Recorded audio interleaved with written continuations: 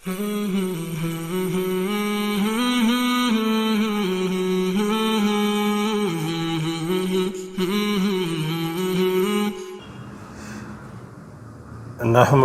نصلی علی رسولہ الکریم اما بعد فاعوذ باللہ من الشیطان الرجیم بسم اللہ الرحمن الرحیم۔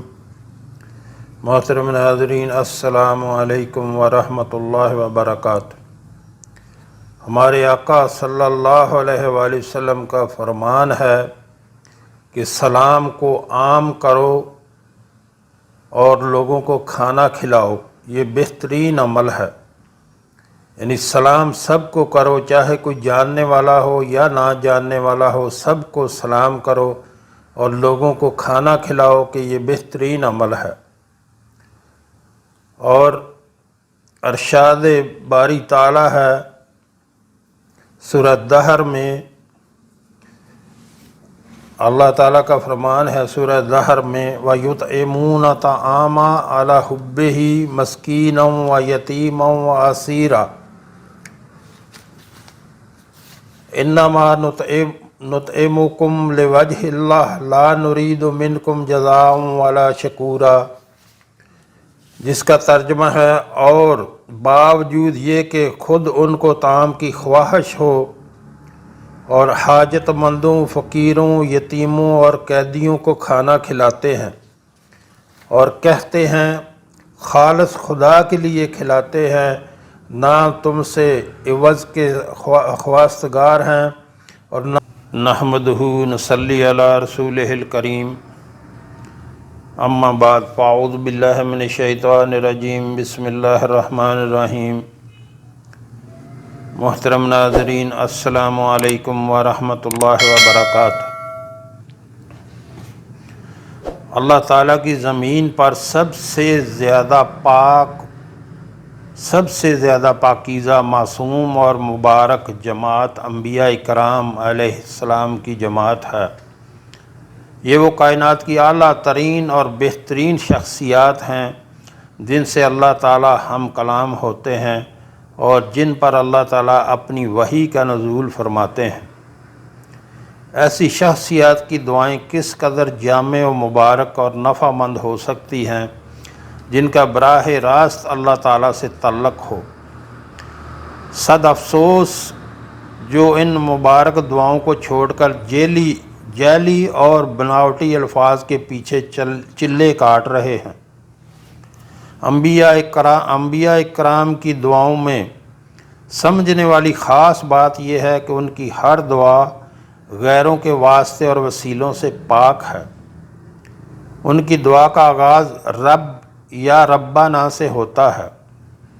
ہمیں بھی چاہیے کہ انہی کی پیروی کرتے ہوئے وہی دعائیں پڑھیں اور دین و دنیا اور آخرت کی کامیابی حاصل کریں۔ کم و بیش 14 نبیوں رسولوں کی دعاؤں کو ہم نے بعد ترجمہ تحریر کر دیا ہے۔ ان کو دن رات کسی بھی وقت پڑھ لیا کریں یا بار بار پڑھتے رہا کریں۔ اجر و ثواب کے ساتھ ساتھ خیر و برکت کے سب خزانے اللہ تعالیٰ آپ کے نام کر دیں گے۔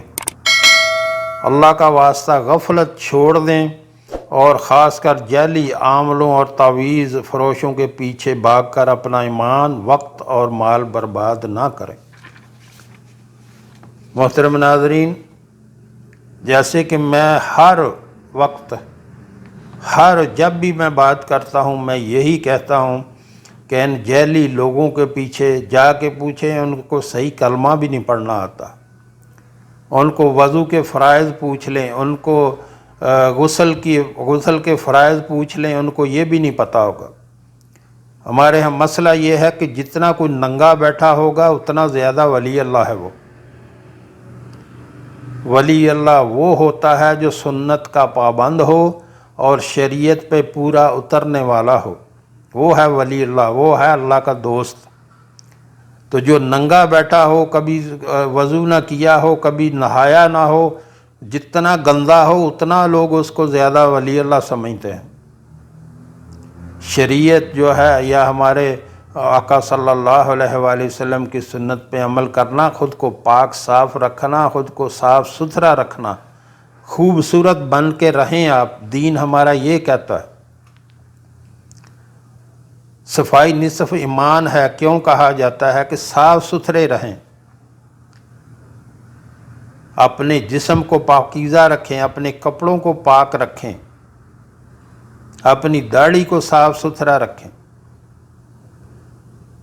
یہ لوگ جتنے بیٹھے ہوئے ہیں، کوئی ان میں آپ کو سنت والی بات نظر نہیں آئے گی، اور آپ کا پیسہ بھی لے لیتے ہیں اور آپ کا ایمان کا بیڑا غرق بھی ہو جاتا ہے۔ تو ان کے پیچھے نہ بھاگا کریں، اپنے آقا صلی اللہ علیہ وآلہ وسلم کی سیرت کو پڑھا کریں، اپنے آقا صلی اللہ علیہ وآلہ وسلم کو سیرت کو پڑھا کریں اور اس پہ عمل کیا کریں۔ آپ اللہ کے ولی ہیں، پھر اللہ آپ کو ولی بنا لے گا، یعنی اللہ کے دوست۔ ولی ہوتا ہے دوست اللہ کا۔ تو آپ شریعت پہ عمل کریں اور اپنے آقا صلی اللہ علیہ وآلہ وسلم کی سنت پہ عمل کریں تو آپ ولی اللہ ہیں۔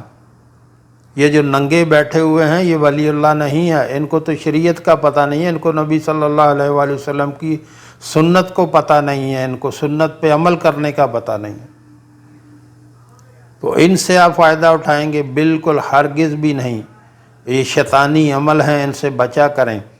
اپنے ہمارے جو انبیاء علیہ السلام جو گزرے ہیں، کتنی پیاری پیاری دعائیں ہمارے کریم رب نے قرآن میں ان کی نقل کی ہیں کہ کیسے وہ دعا کیا کرتے تھے۔ ان دعاؤں سے اپنے رب سے مانگیں اور پھر فائدہ اٹھائیں، اور پھر دیکھیں ہمارا کریم رب ہمیں کیسے نوازتا ہے۔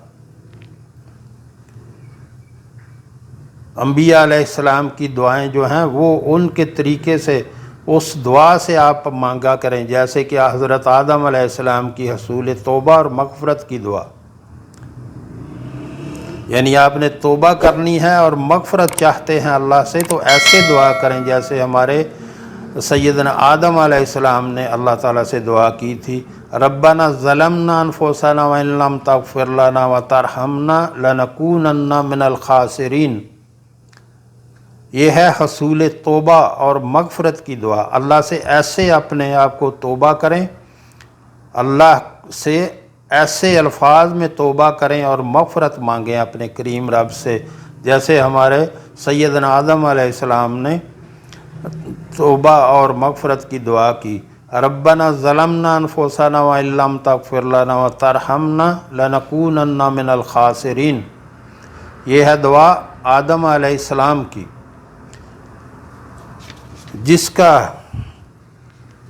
ترجمہ ہے، اے ہمارے داتا، ہم نے ہی اپنی جانوں پر ظلم کیا، اگر آپ نے ہمیں معاف کر کے ہم پر رحم نہ کیا تو ہم نقصان اٹھانے والوں میں سے ہو جائیں گے۔ کتنی بہترین دعا ہے آدم علیہ السلام کی کہ جو یہ انہوں نے اپنے لیے حصول توبہ اور مغفرت کے لیے مانگی تھی۔